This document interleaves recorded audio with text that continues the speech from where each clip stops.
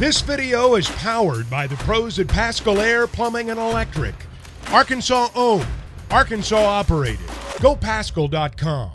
Pat Dooley is waiting on us. Pat, I'm going to call you the Bob Holden, the Clay Henry of Florida sports writing. I would guess that you've potentially come in contact with one of those guys at some point during your time here in Gainesville. So you're just saying I'm old, is what you're saying. but you wouldn't be inaccurate in that regard. So. Well, yeah, you're at least he didn't. Well. At least he didn't compare you to Wally Hall, so you got that going for you. I know Wally too. I know all those guys. I mean, Florida and Arkansas played more than a lot of teams in this conference. Like Georgia having to go to Texas A&M, which has never happened. So this is like the third time or fifth time that they've come here. So it's kind of weird. And I think they've not been to Vandy but once or something. I heard that story the other day. So, yeah, the people in the conference office should be ashamed of the schedules they put out. I think they've got it figured out going forward, though. Well, I appreciate a Florida guy saying that because I've been frustrated with the fact that Arkansas has to keep coming to Gainesville, and it doesn't seem like the return trips have definitely added up. But on this game tomorrow, Pat, the biggest news coming out of Gainesville is not having star middle linebacker Shamar James, not just tomorrow, but the rest of the season.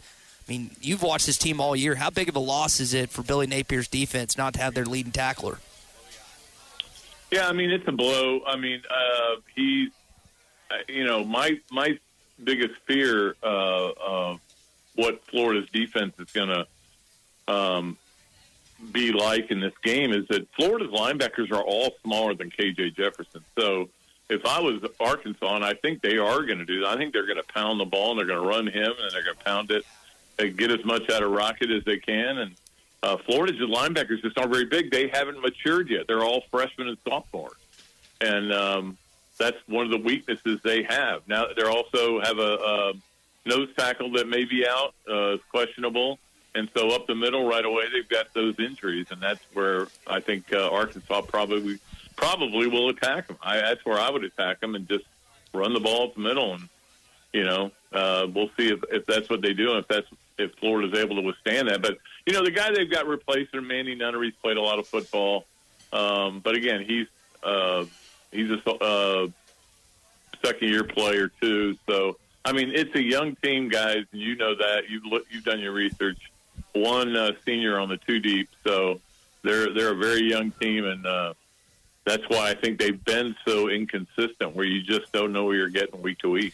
Yeah. Pat, give us a sense of this game for Billy Napier. And Tommy and I hold on the idea. I mean, the Tennessee win earlier this year was huge for them. It's a rivalry game, still in one in the swamp in like 20-some-odd years. But they've had an up-and-down season, and they've got 3 straight ranked games after this. I mean, if they don't win this game, is there a sense in Gainesville that they're not going to make a bowl?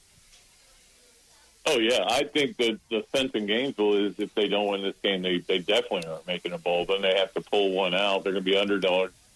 In the last 3 games, as you mentioned, they play LSU and Missouri on the road, and they play FSU at home, which will probably be undefeated at FSU at that point. So, yeah, it's not going to be easy.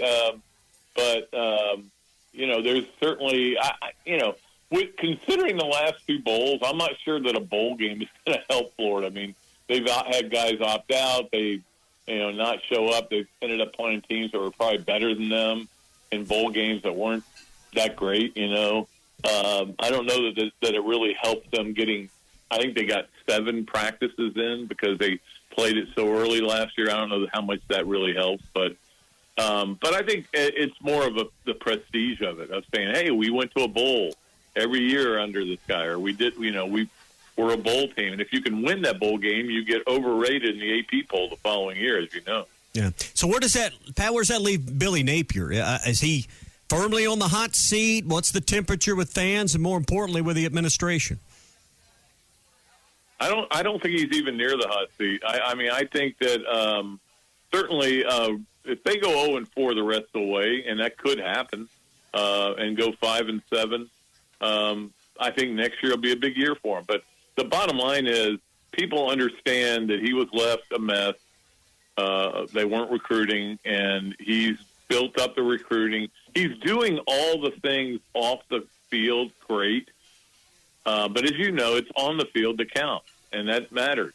I talked to a lot of fans here who have come up to me and asked me, and they go, why do you guys keep talking about Napier getting fired? Nobody talks about it where I live. Nobody talks about it in my circle. It's just these, what I call them the Gidiots, the Gator idiots out there on the lunatic fringe that, they want everybody fired when they lose the game. Oh. So I don't think, there's a new president here and nobody really knows what he's thinking because he doesn't talk to the media. So nobody knows about whether he would put any pressure on Scott. But I know Scott Strickland is satisfied with where it's going. He obviously would like to see more wins, but I don't think it's a situation where I really don't feel like he's on any kind of a hot seat. Please tell me you've trademarked that, Gidiots. I mean, that's awesome. Well, Gidiots is one of my many little things that, the other one is nobody suffers winning like Gator fans. So I got to trademark both of those things. I think. Just when we thought we had the corner market here in Fayetteville. All right. So is there a sense? Well, see, you've got fans just like that out there, and I would call those Ridiots, Razorback idiots. So they're everywhere. Well, we may borrow that, or more appropriately steal that. So is there a sense with the rise of Georgia since Kirby got there, and now Tennessee on the rise? Is there a sense amongst Gator fans that maybe the firm grip the Florida Gators once had on the Eastern Division has completely slipped away? Well, yeah. I mean, I don't know that they can get it back to where Steve Spurrier had it or where Urban Meyer had it, but I mean, Urban only won 2 East or 3 East in the time he was here in 6 years. Spurrier, of course, won a bunch, but McElwain won 2, Mullen won 1. Their problem is they've been on a roller coaster. They have a good year and then a bad year, and then a good year and then a bad year, and nobody wants to have that. They've got to develop consistency, and what they're trying to do is build from within, build a foundation, and it may take longer to do it that way rather than just slap, some lipstick on a pig, which is what I think was being done here for a while.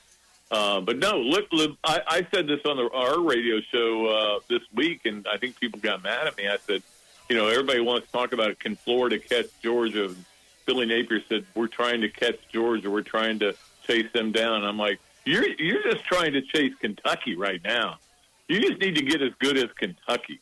And that's the truth because you've lost 3 out of 5 to them. So you get to that point and then go to the next one. Don't try to play. You play it one team at a time as far as surpassing them. So, but I mean, there's no doubt that Florida is right now in the middle of the pack in the SEC East. Next year they won't have to worry about that because there won't be an SEC East. We're talking with Pat Dooley here again. He's with ESPN Gainesville, where our own Phil Elson was actually broadcasting yesterday, and I guess he's doing today as well. Pat, you mentioned the scheduling earlier. The Big 12 just came out with their model recently. I found it interesting. Are you excited starting for next season to see some teams go to some places they haven't been or at least expect to go since we haven't, I guess, officially gotten that the schedule and what they're going to do with that? No, I am. I think it's going to get more interesting, no doubt about it. But it's going to, I'm not. It's going to be hard to get used to a Big Ten with Pac-12 teams in it, an ACC with Pac-12 teams in it, and of course an SEC with no division. Because I mean, when I started at the Gainesville Sun, after being in Jacksonville for a long time, I started the Gainesville Sun. It was like right when the divisions were starting when I became a columnist there. So I've lived with them my whole life, and now I'm like going, who's winning the East? Yes. Who's winning the West? Who's winning the East? I mean, who knows? I mean, there's nothing anymore. Somebody's going to finish 16th. That's all I know, and that won't be pleasant. But I still think they can do a better job at scheduling in terms of it. Hopefully the SEC goes to 9 games in 2025. I think they will. I think they couldn't this year because ESPN was cash poor because of all the people they were laying off. And I think if they do that, and as long as everybody plays 1 or 2, I would prefer 2 games against Power 5 teams. We just need to get to a point where there aren't any Saturdays where you look at the schedule and go, I think there's 2 games I want to watch. You should want to watch like 50 games. You should say, I've got to have a third TV. Because if you don't have 2 TVs, you're not watching football. Well, yeah, and listen, I think Tommy, myself, Chuck couldn't agree anything more with what you just said. On that note, this is last weekend, not a great weekend for the SEC. This weekend, though, very much is. Pat, are you still of the belief that the SEC is pretty confident going to get a college football playoff team, regardless of maybe what happens with a Georgia loss or maybe a shakeout with Alabama? Yeah, I mean, I'm confident, but if Georgia does lose one of these 2 big games they got coming up with, they've got Missouri and Tennessee the next 2 weeks. And I could see them losing one, or they could lose to Alabama in the conference championship game. And, Michigan, Ohio State, one of those 2 obviously would be undefeated. Washington stays undefeated. I think it could be a battle. I don't think it's a slam dunk. For one thing, as we all know, Georgia's schedule's been so soft, that doesn't help them. That's why they aren't number 1, even though they're 2-time defending champs.